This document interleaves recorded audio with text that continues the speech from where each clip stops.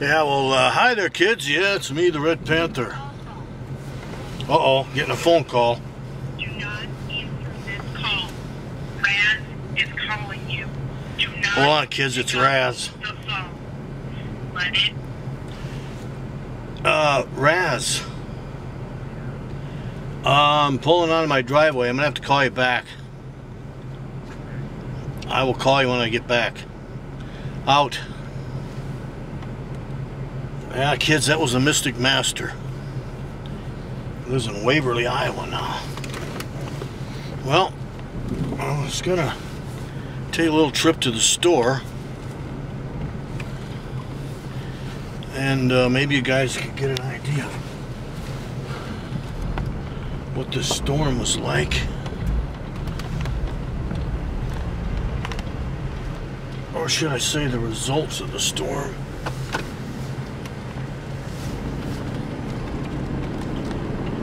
Yeah, maybe I should have done this earlier. The sun's going down now.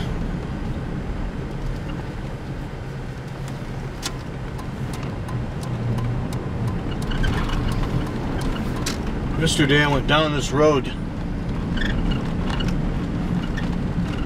to get my mail.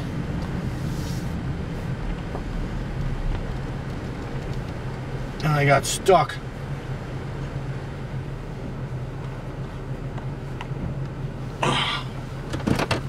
Yeah, my mail doesn't come to my house. What's up with that? I don't know.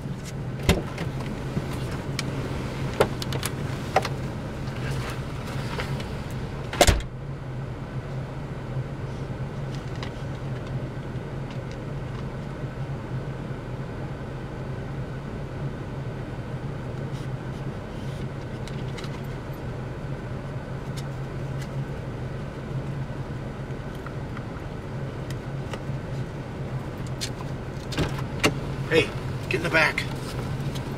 Yeah, you. I was talking to the dogs.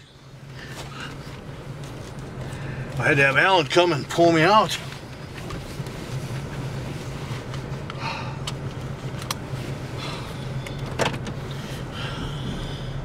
Don't have four-wheel drive anymore. Went out. I got a Blazer here.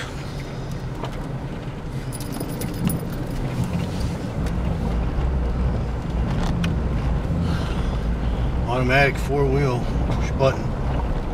But she don't work anymore.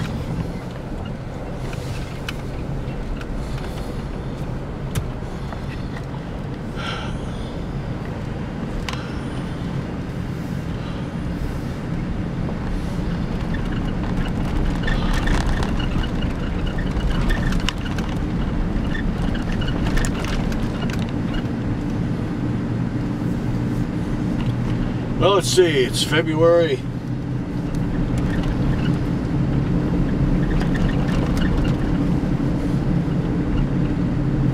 3rd, Thursday.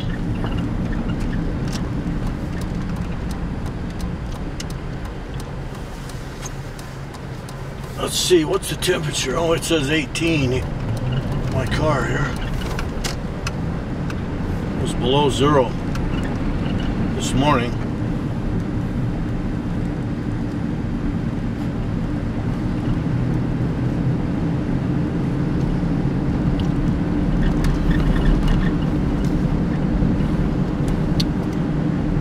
This road is actually wider than it is now. Somewhat narrower because of the snow.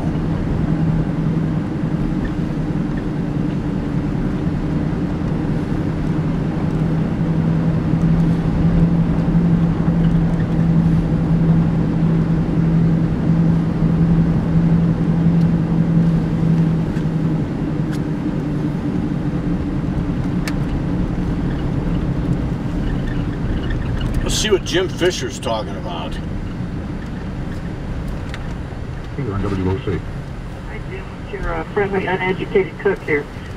I just wanted to answer that question you was asking about giving Egypt $1 billion. My answer would be hell no. if the U.S. government would have handed us about $5 million apiece here in this country, we wouldn't have a housing bubble or a financial crisis going on now, would we? We're not giving them $1 billion. We're giving them about 5. Oh, that's great. 5 million. Well, spread any of that around for your own people here, could you? Let's give it to Gunga Din and the Water Boys over in the Middle East. That's just ridiculous. I mean, people here are jobless, starving, being thrown out of their homes, and they're going to throw money at another problem that they can't fix. For 5,000 years, Egypt hasn't been able to rule themselves. What the hell are they going to do with $5 billion? Well, you look up on a lot of this film from Cairo, and you're seeing M1A1 Abrams main battle tanks. That's ours. Got those, yeah. $4.5 million a copy minimum. And they're sitting there beside the old Soviet T-72s that the Egyptians had until about 10, 15 years ago. They're still running the old beater tanks from Russia, and they're standing there running our tanks. First thing we ought to tell them, if one more American is even vaguely touched, you've seen your last spare part. And we should have put self-destruct mechanisms in those things. From a button you could push in the White House, we'd blow them all up. That's a good idea. Well, I think their anger's a little misguided. It should be guided at the American government, not at the American people. First of all, I don't blame them for being angry with the American government for propping up a dictator like Mubarak. Mubarak's going to get the heck out of there before he loses his head, if he's got any brains at all left in it. Well, that's what's happened to a lot of dictators. And what he's saying today, he's talking to Christian Amanpour, and he says that if he resigned, there'd be chaos.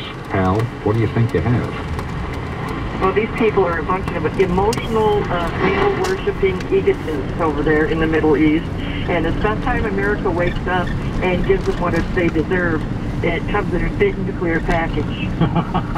Yeah, you are angry at them. Now, you understand what Kelly is saying here, and Kelly, let me thank you for calling. I appreciate you talking to us here on Talk Radio. What Kelly is saying, and you're hearing me say the same thing, that you can't buy a friend. If you have a friend that you think you bought, suppose you're right. Well, that's not a friend. See, because you can't buy them. You either get friends or you don't have friends. Now, there's a lot of people that are really rich and have a whole bunch of hangers-on, coteries of people around them. The second they lose their money, those people are gone. You can't buy friends. You think of how much money we've sunk in that country since Carter was president. We've been giving them $5 billion a year. Not a joke. Now, much more local thing here that I know absolutely zip about. John, it says there's a strike at Oscar Mayer. That's correct. What's going on? Well, from what I heard, General Logistics down there, their drivers stopped by the other day with wondering why everybody was out front. There's a couple guys walking around with picket signs. And under it was General Logistics. I guess the drivers are on strike down there. And one of the guys said it's been over a month now. This is Oscar Mayer down on, 2nd Street, right? That's correct. I thought there was more coverage on it. I didn't know until I went by the other day. They were down there again in the cold all week. Is this Teamsters? Yes, sir. They're usually better at telling us guys on the news media about this. Well, I was on the TV one day, I know at the beginning of the month, but after that I haven't seen any coverage or anything, and those guys are still down there. Do you have any idea what the issues are? Supposed to be contract dispute, I guess. Well, that's normal, contract dispute. Do you have any idea? Is it salary? Is it working conditions? Is it... From what I heard, it's supposed to be salary and the insurance, like everyone else's insurance going up, Oh, health insurance and salary, yeah. Well, yeah, I guess there might have something, supposed to be having something going on tomorrow, too. I guess those guys are heading back down there. So I don't know. It's been a rough one for them. Well, is it affecting the product going out of Oscar Mayer? That I would not know. I go by every day because I live down in that area. Well, I go by once a week. I was past it Saturday. Never saw a thing. I went past. It was nice and peaceful. Speed limit's like 5 miles an hour. Okay, kids, we're coming up by, well, I don't think you're going to be able to see it.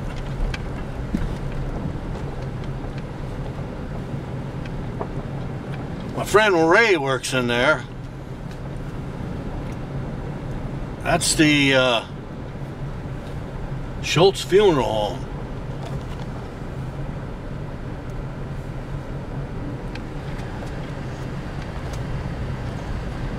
Someday Ray's probably going to have my body in there. Hope he takes good care of me.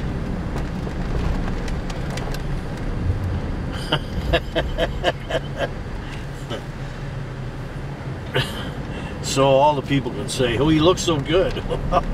What? He's dead.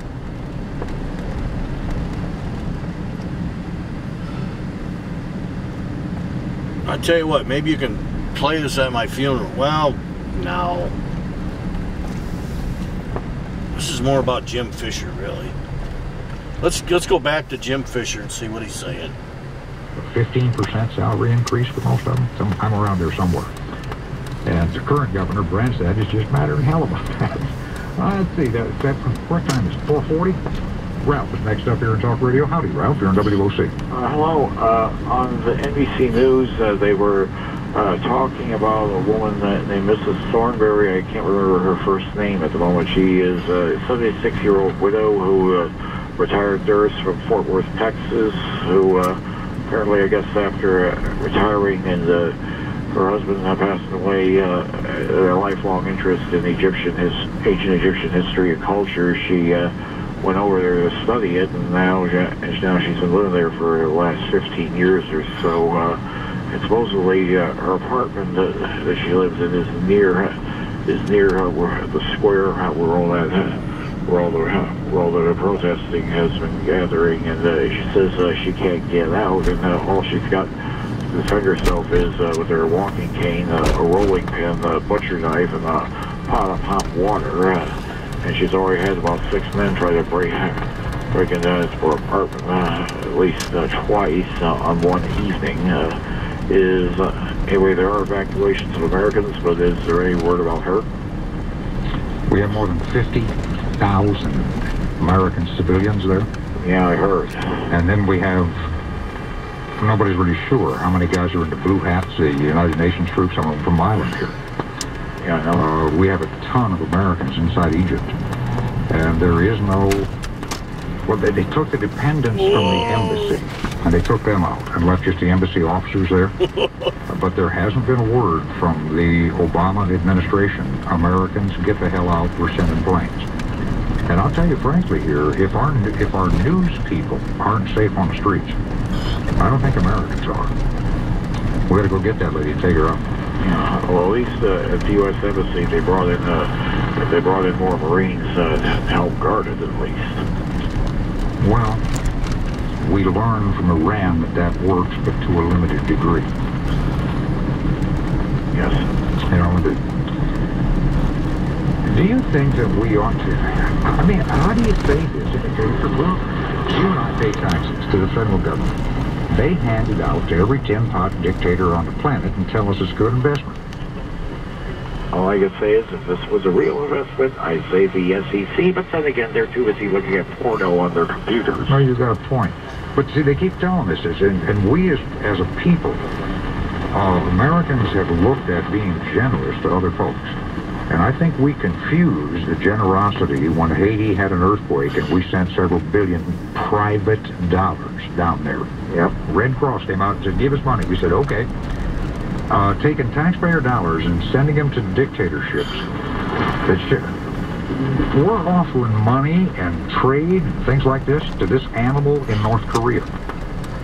Remember when they were having the debates about that during the 2008 presidential run? That both sides, McCain and Obama, were saying, well, we ought to be able to make friends with this dictator in North Korea. And with a No, you shouldn't. You just have no contact with him until he... Well, kids, there you have it. Two things. You get to hear Jim Fisher, local talk show host, and you get to see what it's like here after the storm. Well, I'm approaching my time here, so I'm going to have to turn this off and talk to you later, kids. This is the Red Panther out.